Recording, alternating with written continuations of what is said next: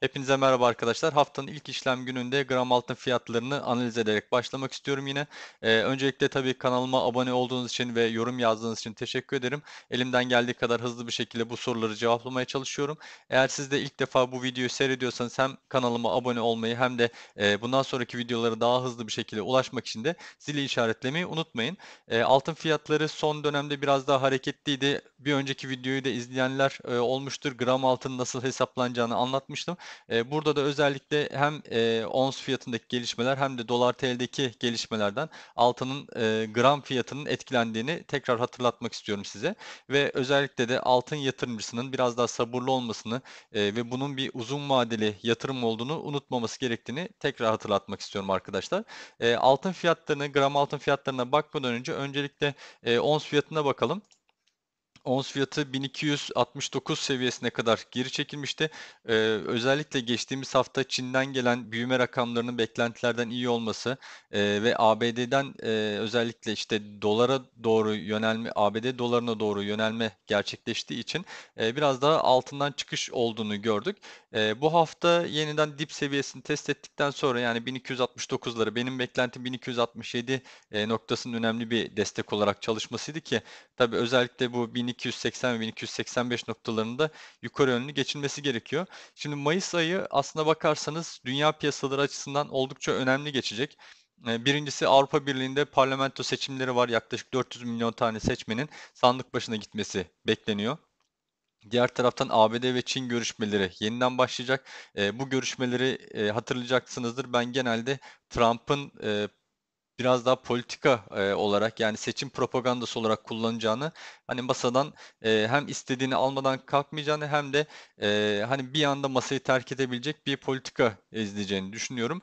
O yüzden Mayıs döneminde geçecek olan bu toplantılar gerçekten önemini koruyor.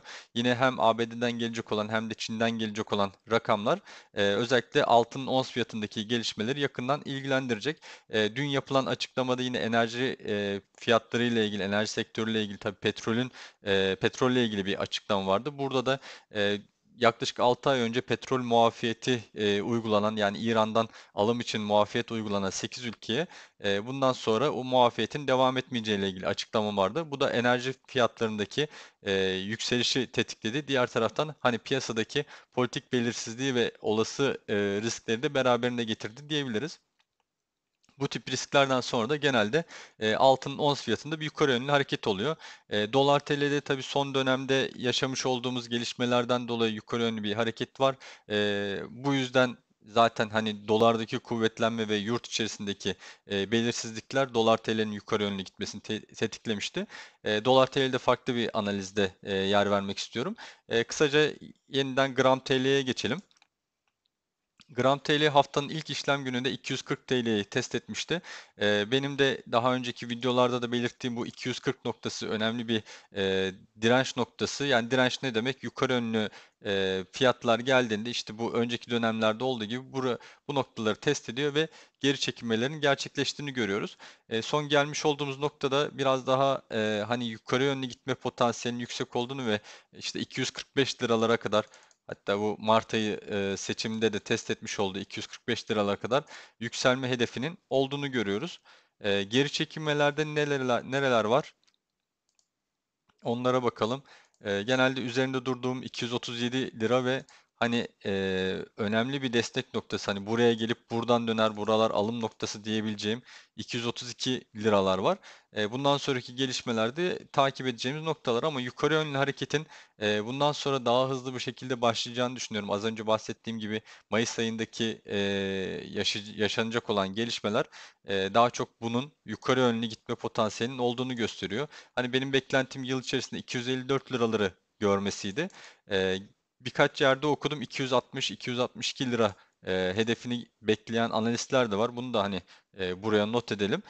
Muhtemelen hem dolar tarafındaki gelişmeler hem de işte politik riskler gibi sebeplerden dolayı bu noktaları görme ihtimalimiz var. Elinde altın olan yatırımcılar çok fazla hani videonun başında da bahsettiğim gibi biraz daha sabırlı olacağız.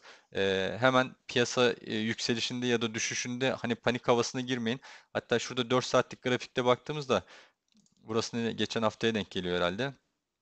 Nisan başına hatta şuradan alacak olursak eğer işte Nisan'ın ilk haftasından itibaren 240 ve 237 lira arasında çok fazla hareket etmeye başladığını, biraz daha geniş pencereden bakarsak da 240 lira ile 232 lira bantında hareket ettiğini görüyoruz. Hani bu da ne demek oluyor? Fiyatların yukarı ya da aşağı yönlü kırılımının gerçekleşme ihtimalinin her an artmaya başladığını gösteriyor. Ama benim burada beklentim yukarı yönlü kırılmanın daha hızlı bir şekilde ve daha önce bunları göreceğimiz şeklinde. Altın ons fiyatındaki yükseliş eğer 1300 dolar seviyesine yaklaşırsa, yine dolar TL'de de yine aynı şekilde şu anda 5.83'lerde, burada da 5.87 ve üzerine çıkma potansiyeli olursa hızlı bir şekilde gram altının yukarı yönlü hareketine başladığını görebiliriz. Alım fırsatı olarak hemen bunu soruyorsunuz mesela. Alım fırsatı olarak da değerlendirebileceğimiz noktalar. Benim ilk olarak söyledim, hani paranızın tümüyle işlem yapmayın şeklinde oluyor. Bu hafta açılışta 18 Nisan'dan bakın 22 Nisan'a, yani hafta sonunu geçtiğimizde şu açılışta yaklaşık bir 2 liralık, 2-3 liralık farkla açıldı. Genelde teknik analizi yapanlar da bilirler. Fiyatlar bu şeyleri bir kapatma isteği içerisindedir. Yani gap deniyor buna, fiyat boşluğu deniyor. Bunu kapatma eğilimi içerisindedir. Eğer hani alım yapmak istiyorsanız bu seviyeleri kapatıp kapatmayacağına bakabilirsiniz. Geri çekilmelerde 237 liraya geldiğinde hani paranızın bir kısmıyla alım yapabilirsiniz. O seviyeye geldiğinde yeniden ben bir video zaten yayınlamak isterim size. Ana mesela yüklü alım yapabileceğiniz noktalar 232 lira. Şurada arada 235 lirayı mesela çizebiliriz. Benim genel düşüncem zaten bu sene elinde altın olanlar çok fazla panik yapmasına gerek yok.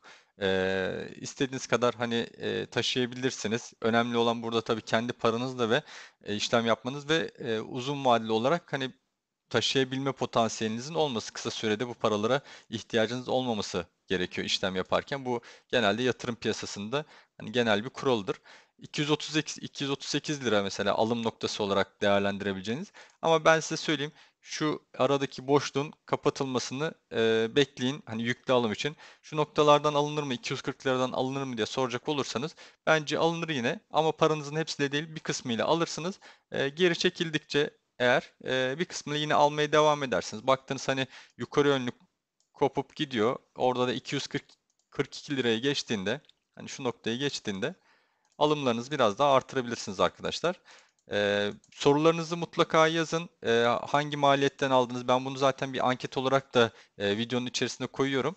Ankette cevaplamaya çalışın. Hem sorularınızı yazın hem onları da yanıtlayın. Maliyetinizi özellikle belirtin orada arkadaşlar. Başka görüşleriniz varsa onları da ben saygı duyuyorum. Kendi analizleriniz varsa onları da paylaşın. Şu ana kadar izlediğiniz için teşekkür ederim. Hepinize iyi haftalar, bol kazançlar dilerim.